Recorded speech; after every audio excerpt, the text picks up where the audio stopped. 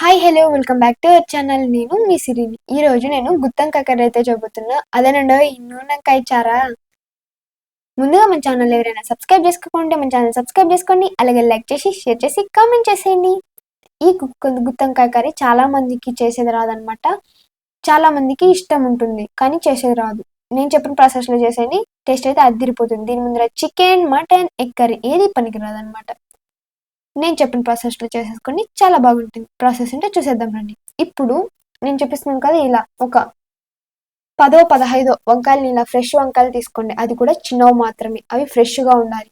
నేను చూపిస్తున్నాను కదా, ఈ కలర్ వంకాయలు మాత్రమే తీసేసుకోండి. ఇలా గ్రీన్ కలర్లో వంకాయలు ఉంటాయి కదా, ఆ వంకాయలు అంత టేస్ట్ బాగుండవు. మీకు దొరికితే దీంతో అయినా చేసేసుకోండి. ఇప్పుడు ఒక గిన్నెలో వాటర్ తీసుకొని దాంట్లోకి 1/2 స్పూన్ ఉప్పు, చిటికెడు పసుపు వేసేసుకొని పక్కన పెట్టేసుకోండి. ఇప్పుడు వంకాయలు తీసుకోండి.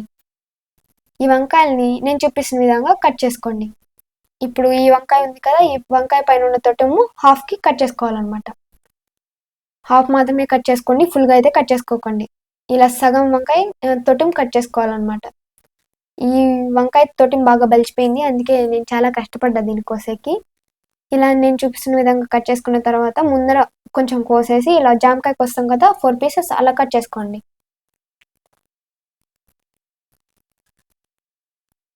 ఇలా లోపల కూడా ఇలా చూసుకోవాలన్నమాట, పురుగులు ఉన్నాయా లేదా, ఏమన్నా బూజు పట్టిందా అలా చూసుకోవాలన్నమాట. ఏమీ లేదు కాబట్టి ఇలా నీళ్ళలో వేసేసుకుంటున్నా. చూడండి ఎంత బాగున్నాయి. నేను చెప్పిన విధంగా ఇలా కట్ చేసుకొని అన్ని వాటర్లో వేసుకోండి. ఇలా వాటర్లో వేయడం వల్ల ఏమన్నా చేదు ఉంటే వెళ్ళిపోతుంది అనమాట ఆ వాటర్లో. ఇప్పుడు ఒక మిక్సీ జార్ తీసుకొని దీంట్లోకి 1 కప్ ఎండు కొబ్బరి వేసుకోండి. ఇలా వేసేసుకున్న తర్వాత మీడియం సైజులో ఆనియన్ కట్ చేసి వేసుకోండి. అలాగే ఒక పెద్ద టమాటా కట్ చేసుకొని వేసుకోండి. అలాగే 2 చెక్క, 4 లవంగాలు, అలాగే 2 స్పూన్స్ ధనియాల పొడి, 2 స్పూన్స్ కారం పొడి వేసేసుకొని దీంట్లోకి అలాగే 4 వెల్లుల్లిపాయలు, అలాగే 5 పచ్చిమిరపకాయలు, అలాగే 1 కప్ కొత్తిమీర, చిటికెడు పసుపు, అలాగే మనం కర్రీకి ఎంత కావాలో అంత చూసుకొని ఉప్పు వేసేసుకోండి. ఇలా వేసుకున్న తర్వాత దీన్ని మూత పెట్టేసి బాగా మెత్తగా గ్రైండ్ చేసేసి పెట్టేసుకోండి. ఇలా పెట్టుకున్న తర్వాత దీన్ని చూడండి, ఇలా మెత్తగా గ్రైండ్ చేసి పెట్టుకోవాలన్నమాట. దీన్ని పక్కన పెట్టేసి ఇప్పుడు వంకాయని ఒక్కొక్కటి తీసుకొని దీన్ని ఇలా నేను చూపిస్తున్నాను కదా విధంగా ఇలా తీసేసుకొని దాని మధ్యలోకి మసాలా పెట్టుకోవాలన్నమాట. 4 పీసెస్ ఉంటాయి కదా, ఆ 4 పీసెస్ని వెనక్కి లాగి మధ్యలోకి మసాలా పెట్టాలన్నమాట. ఫుల్గా లోపలికి దుబ్బేయండి మసాలాని. బయటకి వస్తుండే ఇలా పెట్టేసిన తర్వాత బయటకు వస్తూ ఉంటుంది కదా, ఆ మసాలా తీసి పక్కకు వేసేసుకోండి. ఇప్పుడు అలాగే ఒక్కొక్కటి తీసుకొని అలా పెట్టుకుంటూ వచ్చేసేయండి.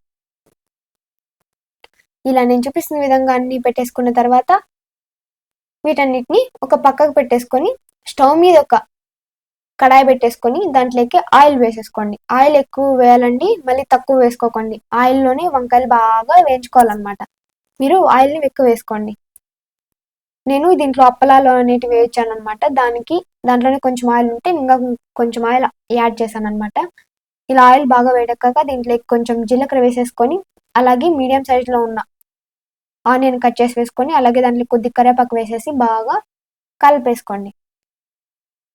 దీంట్లోకి ఇప్పుడు మనము ఇంగువ, మీకు ఇంగువ ఇష్టమైతే ఇంగువ వేసేసుకోండి, లేకపోతే స్కిప్ చేసేసుకోండి. ఇంగువ వేయడం వల్ల టేస్ట్ బాగుంటుంది, అందుకే నేను వేసేసుకుంటున్నా.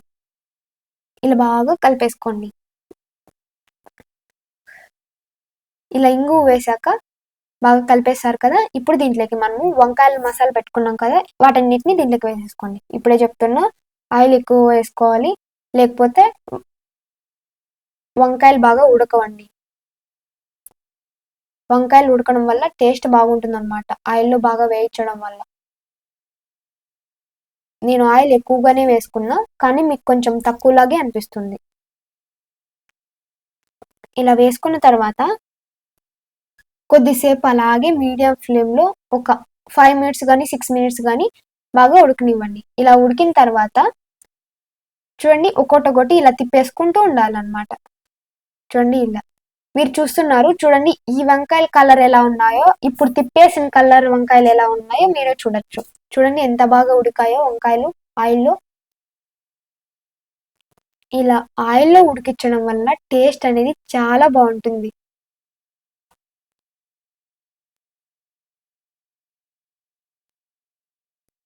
ఇలా ఒక్కొక్కటి ఇలా తిప్పుకొని ఉండాలన్నమాట.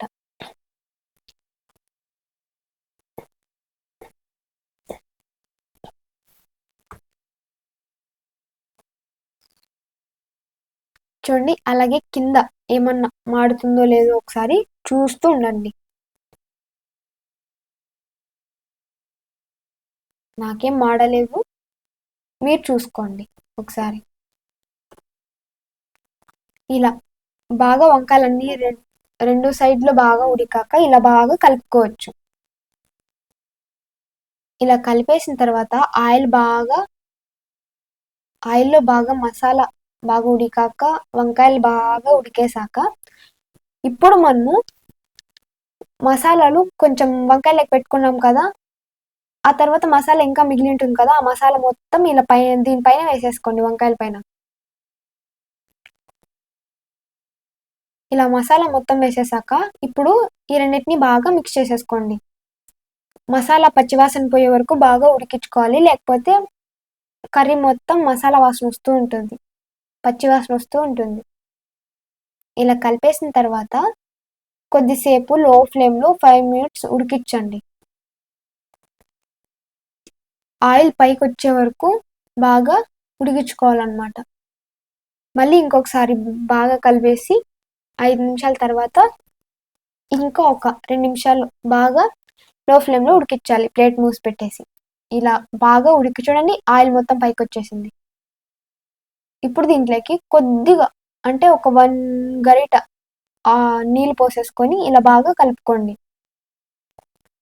ఇప్పుడు దీన్ని ఇంకా చూడండి నేను కలుపుతున్నాను కదా! కలుపుతున్నప్పుడు వంకాయలు విరిగిపోతూ ఉన్నాయన్నమాట. అంటే బాగా ఉడికాయన్నమాట. ఇలా చూడండి ఇలా కలిపేసిన తర్వాత ఎలా బబుల్స్ వస్తున్నాయో బాగా ఉడుకుతుంది. ఇలా ఎంతసేపు మనము మసాలా బాగా వంకాయల్లో ఉడికిస్తే అంత బాగుంటుంది టేస్ట్.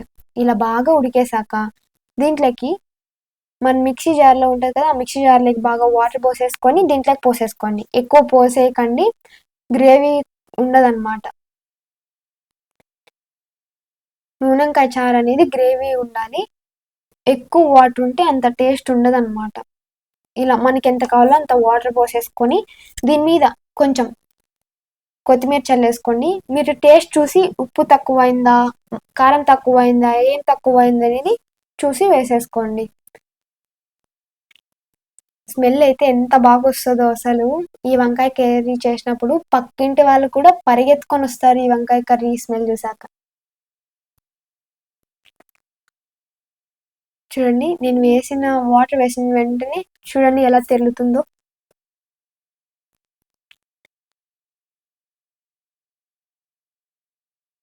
ఈ కర్రీ చపాతీలకు కానీ, రోటీలకు కానీ, పుల్కాలకు కానీ, అన్నంలోకి కానీ, ముద్దలకు కానీ టేస్ట్ అయితే అదిరిపోతుంది. దీని ముందర అస్సలు చికెన్ కానీ, మటన్ కానీ ఏ కూర పనికిరాదు. ఇలా బాగా ఉడికేసాక ఇలా వస్తుందండి.